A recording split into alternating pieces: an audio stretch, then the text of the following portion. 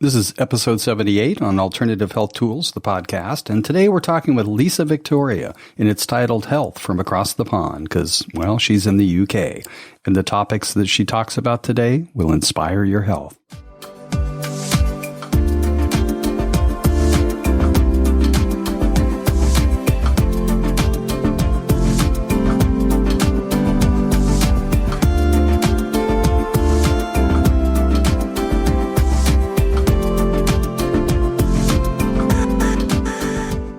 I have in the studio Lisa Victoria. Is it Davies too? Yes. So my middle name's Victoria. My surname's Davis. Davis. Yes. Very nice. Great. So I've gone through your website. We met at the Chamber of Commerce, Carlsbad, California, at a First Friday breakfast. Breakfast was okay, but meeting you was fabulous. Oh, likewise, John. Yeah. I felt the connection because of the health thing, and you were looking for health, and so it was interesting. You're from the UK. You want to talk a little bit about yourself and kind of... Sure. I am based in the UK currently. Mm-hmm. I grew up on a farm in Wales. And I guess to bring me to the journey where I am today as a health coach, I was quite a quiet little girl and I didn't have a lot of confidence. And as I went through school, I just thought I'd get my head down and study. And I went to university. And after university, I did my accountancy degree. But what happened at university was I got chronic fatigue syndrome. Is that from like just pushing it too hard? Yeah. And I think not following my purpose in life. I think I felt like life was quite hard work, really, because I was doing the accounting because I thought that was a good thing to do rather than following my heart.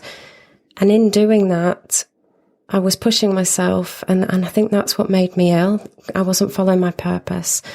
And when we fast forward a few years from there, I discovered coaching and the love for helping people. So I qualified as a coach, first and foremost with the mental side and how to feel good and how to live your purpose. And I went on this journey and it completely transformed my life. I went from this quiet little girl who had no confidence to quite regularly standing on stage training people and, 120 people in a room for a whole afternoon and absolutely loved it. So I know it works because I've been on that journey myself. So can you describe the journey? You said you went on a journey. Absolutely. I didn't have any self-belief. I didn't have any confidence. Like I said, I qualified as an accountant, but I still didn't feel good enough. I still thought that there was more that I should be doing. I should have more experience. And when I went on the coaching course myself before I qualified to be a coach, I just learned that confidence is an inside job. It is. And we release those feelings or we don't release those feelings. It's as simple as that. And I learned how to release those feelings and how to have that self-belief and how to have that confidence. And over time, just practicing having that self-belief, having that confidence, that was the journey I went on. And even now, each day I work on that. I do quite a lot of personal development still. I'm not saying I'm perfect in any way or shape or form. And occasionally I do have bad days where my negative voice will say to me, oh, you need to do more or take you out the present and push you into the future. So you are paying attention to the voices, huh? 100%. Yeah. Before, the negative voice used to run quite a lot of my day and say, you can't feel good until you've achieved X, Y, or Z. Whereas now I hear that negative voice, but I don't value it. Have you ever tried turning it down really low so you can hardly hear it? Absolutely. And that's what I recommend people do. And then turn up the volume really high on the really great voice that really nurtures you. And my experience is there's usually two voices in your head. Yeah. And that's what I help people with now is coach them to turn the volume up on the happy voice. Nice. And turn the volume down on the not so helpful voice. Yeah. And so you're living more in the happy voice rather than what I call the negative voice. Yeah. So I explore a lot of kind of the path that you're on as well. Like I do it a lot. And so one thing I'm aware of is that in terms of becoming esteemed, for most people, it's about sort of just diving in and doing something and, learning it really well so you feel good about it. But I also question whether adding the component about something you really love, because it sounded like early on you were like down the path of accounting. Yes. Yeah, because I'm guessing you thought you should. Yes. It's that should, could, would. Yeah.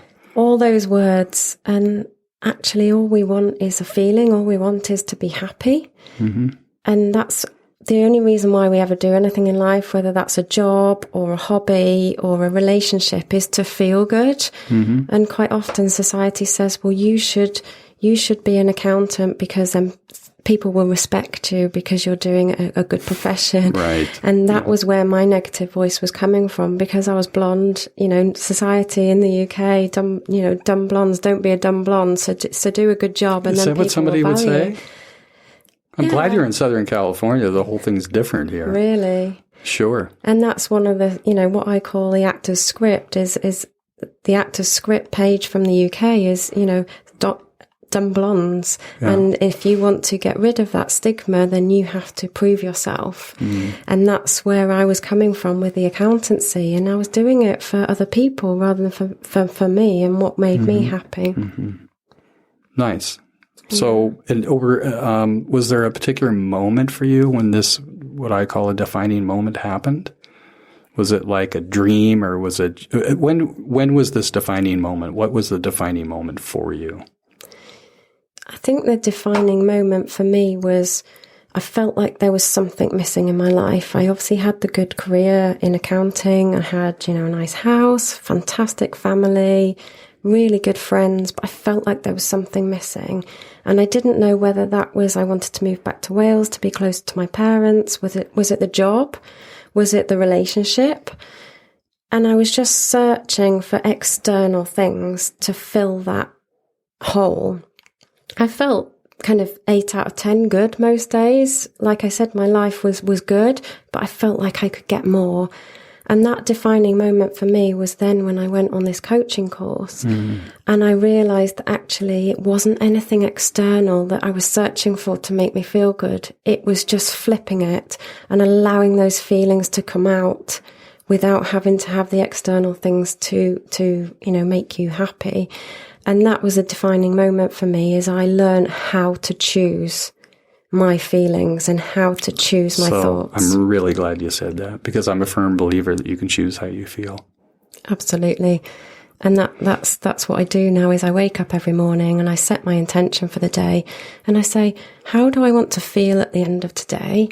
What would a good day look like for me? And it's not about the doing. It's not about what I've done in that day. It's about how I want to feel at the end of the day. Mm-hmm. And if you can pick a feeling for the day, you can check in with yourself throughout the day and check that you're on track, because that negative voice will creep in and say, oh, you've not done that. You need to be stressed, or you're late for this meeting, so you need to be worried about what's going to happen. You should, you could, you would. And if you've picked your feeling up front in the day, and if it's just happy or calm or content or excited, you can absolutely check in with yourself throughout the day and make sure that you're living that feeling. Mm-hmm. Mm-hmm. Fantastic.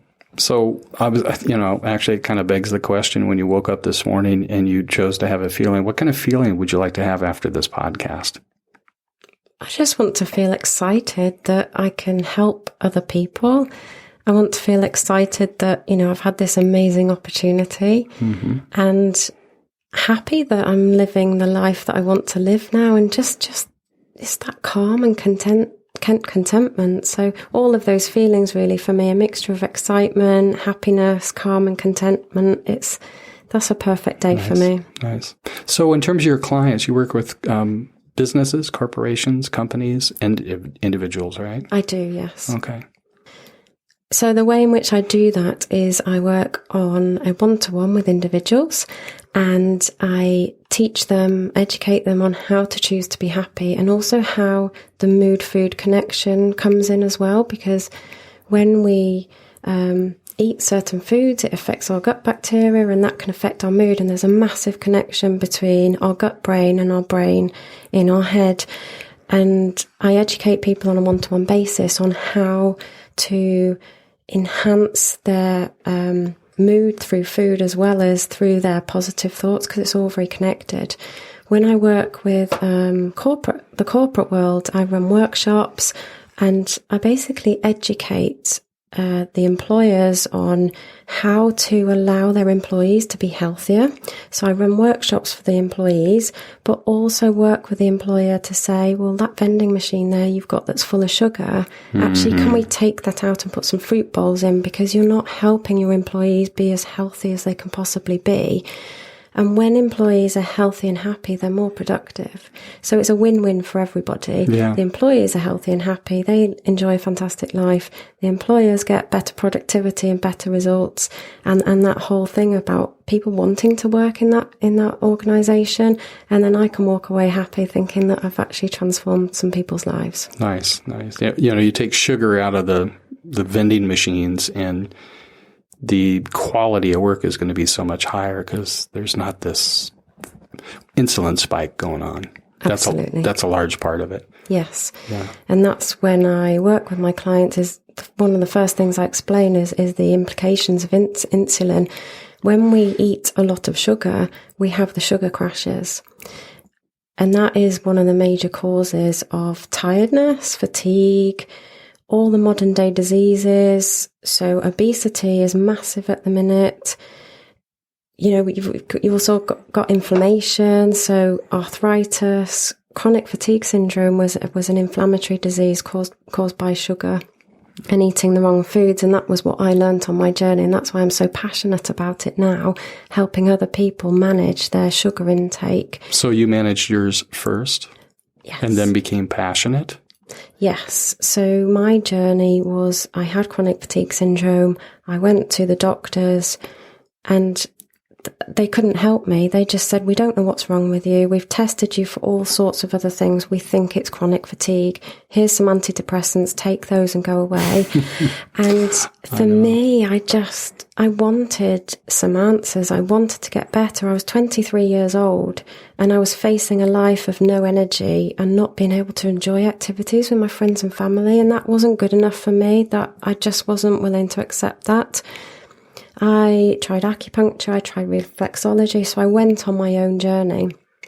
And I found a nutritionist, and within 6 weeks, my health had gone from being someone who was bedridden and walking into walls to someone who was able to function again. The brain fog had lifted, I had more energy, and I just felt alive again. And that was what started me on the health coaching journey, to combine that with the mindset as well, and to help people know that they have options and know that they have the ability to influence their health. Mm-hmm. Nice. A true life coach. I meet a lot of people that call themselves life coaches, but have no business coaching. Thank you. Yeah. So we talked the other day also about, the wounded healer.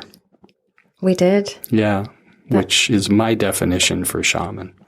Uh-huh. So it's just, you can't go to a workshop and become a shaman. There's a whole thing that happens, I think, and it's what I got from our conversation the other day. You're a shaman. You've been wounded. You healed yourself, and now you're healing others or helping those people. I think that's really important. If you've been through it yourself, you understand how it feels. And then you can have that compassion for another person who's going through that. And whether they've got a condition that's chronic fatigue or whether they've got a condition that's diabetes type 2, I know how they feel because I know what it's like to struggle with health and not have answers and feel helpless. Mm-hmm. Mm-hmm. And that's where I think it's quite magical now that I have some alternative ways for people to influence their health. And that's why I love doing what I do, because I transform my own health and I want other people to be able to enjoy that benefit themselves. Nice. So who individually is kind of an ideal client? And, we could sit here and go everybody, but that's just not true. So, in your experience and stuff, who's an ideal client? An ideal client on an individual level is someone who feels like they're stuck. They're struggling with their health, be that mental health. So on an average day, they just don't feel good enough. They've not got any confidence. Their self-esteem's low. They want to do something more with their life, but they don't know how. Or on the health side is they've got a health condition, they've tried other avenues, and they want to change, but they don't know how. So the ideal client for me is someone who wants to change, someone who's ready, and someone who just doesn't know how, and I can give them that how. So they're self-motivated. Yes. And they're advocating for their own health. Yes. And they simply need a coach to lead them through this process. Yes. Boy, that's simple. Pick up the phone, folks. So what about at a corporate level? At a corporate level, it's corporations who want to lead the way. They want to do something different and have a different, competitive advantage over others. So it's a part of their culture they want to install. Absolutely. When I work with a lot of clients in the UK, they're quite focused on the mindset. So they'll bring people in for meditations, they'll bring people in for back massages to try and relax people. There's a lot of companies in the UK that aren't working on the health, and that's where I add value to them. Going in, saying to them, what are you offering your employees here? You've got the vending machines, you've got the canteen that's full of chips and sandwiches and basically sugar overload. What are you doing to employees? And then running the workshops to educate the employees on the benefits of eating a clean diet as well, and having those positive thoughts. So the ideal corporate client is someone who's forward thinking, someone who wants to create a better environment for their employees, and they care about their employees' well-being, both physical and mental. So here in the States, we have HR directors, human resource directors. Do they have that in the UK? Yes, they do. Okay. So was that the person that you want to contact? Yeah, HR directors or forward-thinking CEOs of companies, if they're a smaller organisation and they want to do something different and get better productivity, but also care about the well-being of their staff. Yeah, so HR directors, CEOs. Nice. All right. So anything else you want to add? I was going to ask you about, I thought I read on your website something about a dog or something. Maybe I'm all wrong about it. She's smiling. Did I get that wrong? My dog? Yeah. Do you have a dog? I do have a dog. I have a little Cocker Spaniel. What's his name? Lord Louis. Lord Louis. I want to hear all about Lord Louis. My twin sister is a dog trainer. Oh, really? And she will be listening to this podcast. Oh, wow. So she'll want to what are the challenges you have with Lord Louis? Lord Louis. Well, he's just amazing. Everybody says that. Yeah, I'm a bit biased, but dogs, I think they just bring joy to your life. I get home from work or I've been out and he's just so happy to see me. They just bring you so much love. It's unconditional. They say the benefits of actually having a dog and stroking them, really good for mental health as well.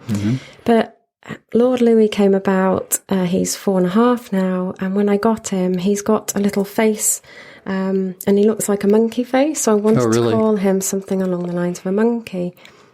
And I saw the program, The Jungle Book. I don't know if you've seen The Jungle Book, and it's got King Louis in it. Oh, that's right.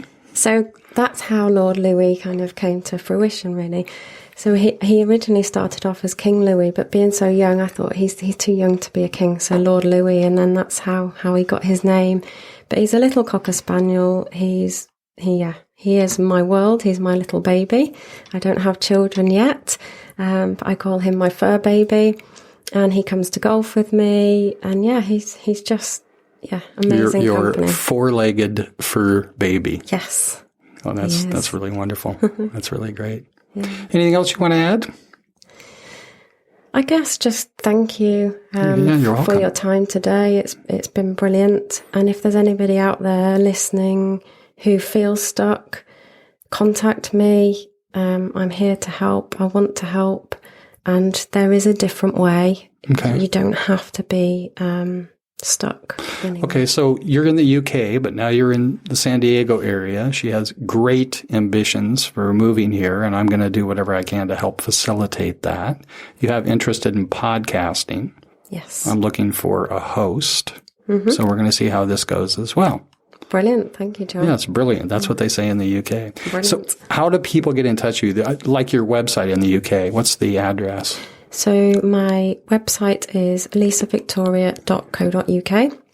lisavictoria.co.uk. Yes, CO, yes. And my email address is shine, because I want people to shine. So that's SHINE at lisavictoria.co.uk. Okay, great. Well, thanks for being here. Thank you very much for having me here. It's been wonderful. You're welcome.